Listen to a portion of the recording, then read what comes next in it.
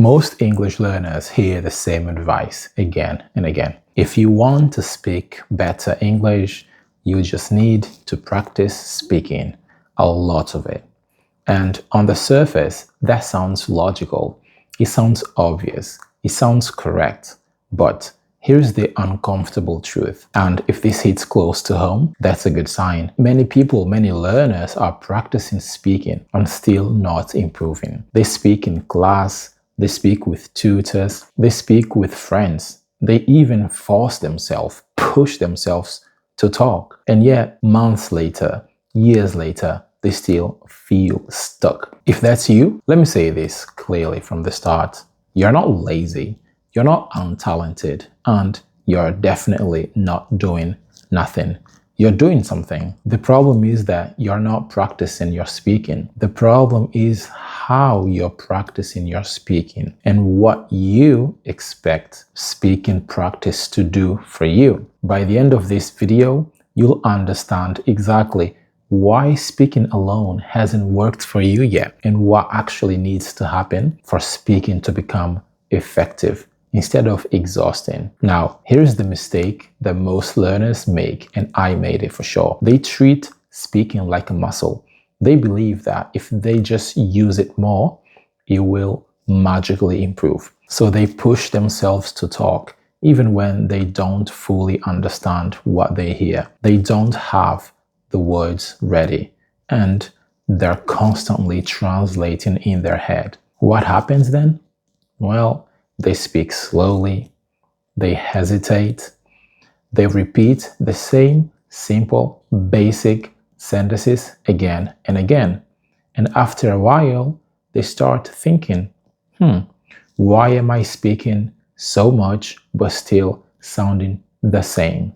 Here's the part nobody explains. Speaking is not where fluency is built. Speaking is where fluency is revealed.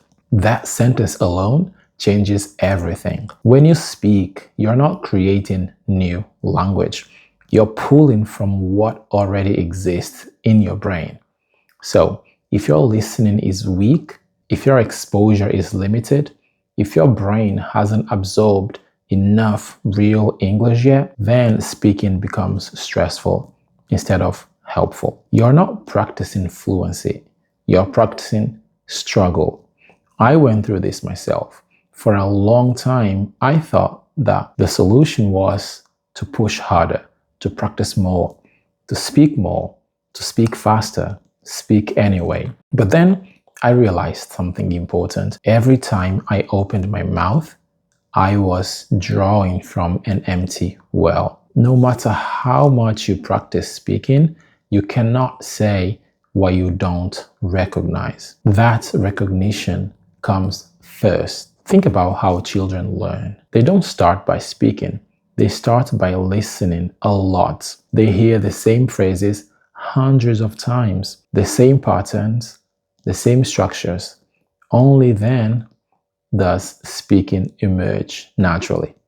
Adults, us, we try to reverse this process, and then we struggle, and then we panic. We try to speak first and hope that clarity will follow. That's why speaking practice often feels tiring, embarrassing, and unproductive. Now, this doesn't mean speaking is useless, far from it. But speaking only works when three things are already in place.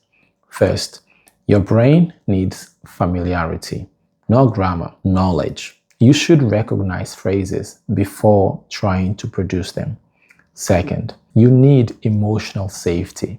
If every speaking session feels like a test, your brain goes into survival mode, and survival mode blocks learning. Third, speaking needs feedback from reality, not correction, but response. Did the other person understand you? Did the conversation continue? Did communication happen? That's real feedback right there. Now, here is where many learners go wrong. They practice speaking in isolation, repeating sentences, answering questions, forcing output without feeding their brain enough input. It's like trying to speak from memory without ever creating the memory. So they end up recycling the same basic English for years. Now, let me tell you what does work, and this is crucial. Speaking improves only after your listening improves. Speaking improves only after you stop translating, which comes naturally over time. Speaking only improves after English starts sounding familiar instead of foreign. That's when speaking stops feeling forced. And suddenly, one day, you realize you're answering faster. You're hesitating less. You're not searching for every word. Not because you practiced speaking harder, but because your brain finally had something to work with. This is why some people seem to suddenly improve. Nothing sudden happened, to be honest. They spent months and years listening, observing, absorbing, and speaking simply caught up. So, if you're practicing speaking right now and feeling stuck, here's the reframe I want you to take with you. Don't ask, how much am I speaking? Ask a better question. How much real English am I surrounded by? Are you hearing English daily? Are you listening to how people actually speak, not how textbooks explain it? Are you seeing common phrases again and again?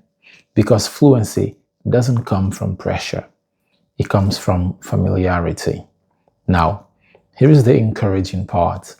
If you've been practicing speaking and it hasn't worked yet, that doesn't mean you failed. It means you're closer than you think. It means your motivation is already there. You just need to shift the order. Feed your brain first, then let speaking follow. Remember this, you don't need to force your voice. You need to train your ears. And when your ears are ready, your voice will surprise you. You're not behind, you're just building the foundation. And that's exactly how fluency is meant to grow. Like a tree, it will not arrive like a bus.